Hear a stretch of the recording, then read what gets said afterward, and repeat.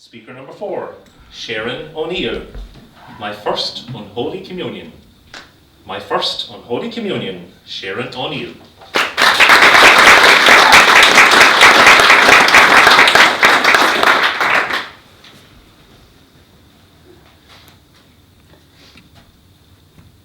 Do you remember your first Holy Communion?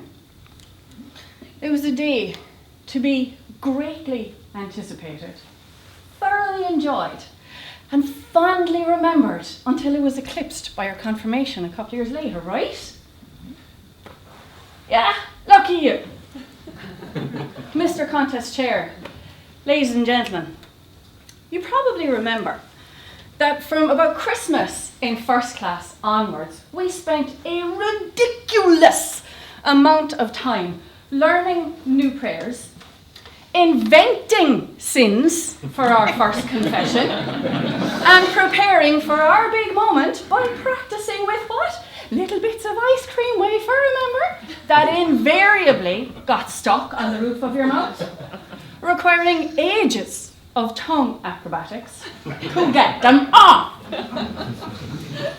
With 1 month to go before our big day, it was discovered that I was too young to make my communion with my classmates. My mother got rid of me that early. But I still had to go through the same rituals for what was now their big day. It meant that I went into second class without having achieved my competent communicator. And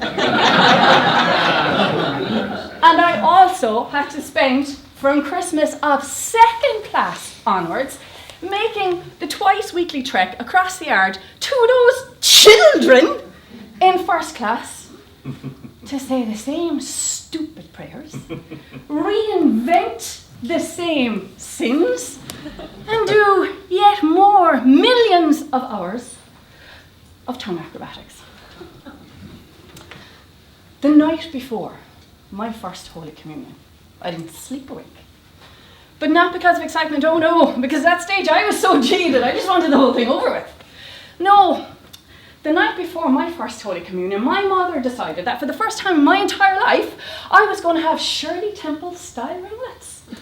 So I spent the night before my first Holy Communion sitting up straight because my hair was full of prickly rollers the size of my 7-year-old fist, torturing every square millimetre of my scalp.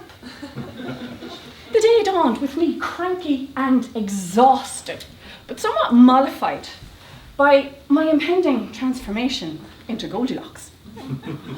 I was lifted onto a kitchen counter with great ceremony, and the rollers were ritually removed. And then I saw my mother's face. And I didn't need a mirror to tell me what had happened. No. My hair was poker straight!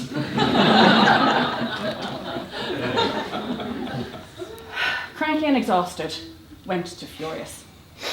But ignoring the signs of the awakening kraken, my mother produced my communion dress, lovingly hand crocheted by my grandmother the year before. The year before. Imagine our surprise to discover how much I'd grown in 12 months. My communion dress barely skimmed the tops of my thighs. Picture this outfit without the jeans. Exactly. Now I know it was the early 70s. And minis were all the rage. But there was I,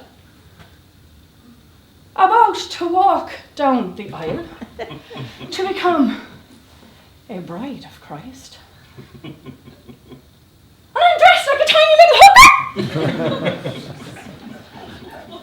At this stage, it became something out of poltergeist. There were storm clouds rolling across the kitchen ceiling. But undeterred, my mother produces the ultimate accessory. Bobby socks. Crocheted bobby socks, no less. About as thick as a lamb's coat. It took 20 minutes just to get them on. And then they punched holes in my brand new communion shoes just so that they would tie around my now elephant-sized feet. Now at this stage, the storm clouds are throwing off thunderbolts, exploding small kitchen appliances around the place. But my mother just carries on. And it ministers what can only be described as the coup de grace. My communion coat. Made by hand with great care and skill by our next door neighbour. The year before. Yeah.